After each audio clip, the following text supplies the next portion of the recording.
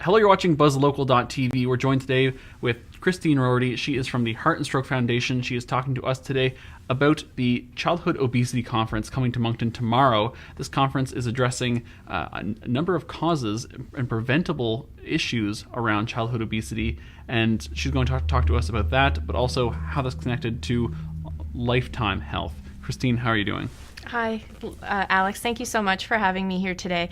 So as you mentioned, I'm the Vice President of Health Promotion for the Heart and Stroke Foundation of New Brunswick. So a big part of my job is actually around prevention, so health promotion, prevention.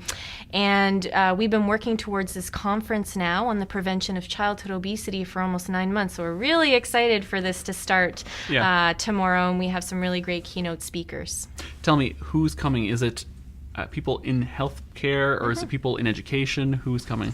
Yeah, so when we first thought of this conference, we wanted it to be really broad. We wanted it to touch on anybody who really works with children in the context of health and wellness. So we actually have quite a few registered dietitians coming. We have people who work in government from the Department of Education. We also have family physicians, public health nurses, community health promoters. So we do have quite a nice cross-section of individuals coming, and it's been so popular that we actually sold out 2 weeks ago. Wow. Yeah. You brought up the word prevention earlier. Tell me, how important is prevention when addressing childhood obesity? Yeah, prevention is extremely important. So prevention is really about lifestyle, and it's about culture and how we're it's about health promotion, but it's also about making sure that we set our children up for a lifetime of health and wellness. So, the Heart and Stroke Foundation of New Brunswick, we care about people not having heart disease and stroke. So, and unfortunately with obesity is a significant risk factor for having heart disease and stroke later on in life. So that's really why we're concerned about the number of children that have childhood obesity. In New Brunswick, it's 36%. So 1 in every 3 children are either overweight or obese, which unfortunately is a lot higher than it was in generations past. And because of that, we know that these children have a significant risk, or their risk is increased, for developing other chronic diseases like diabetes, heart disease, stroke, and it's making them less likely to live as long as their parents and in generations past. You say culture, lifestyle changes. What are some of the culprits there? What are some of the issues?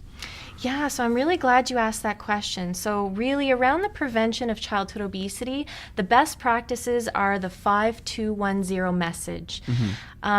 What we want to do is all children, we really take a population health approach. So all children need to be eating 5 servings of fruits and vegetables every single day. And even adults need that too. Yeah. A minimum of 5.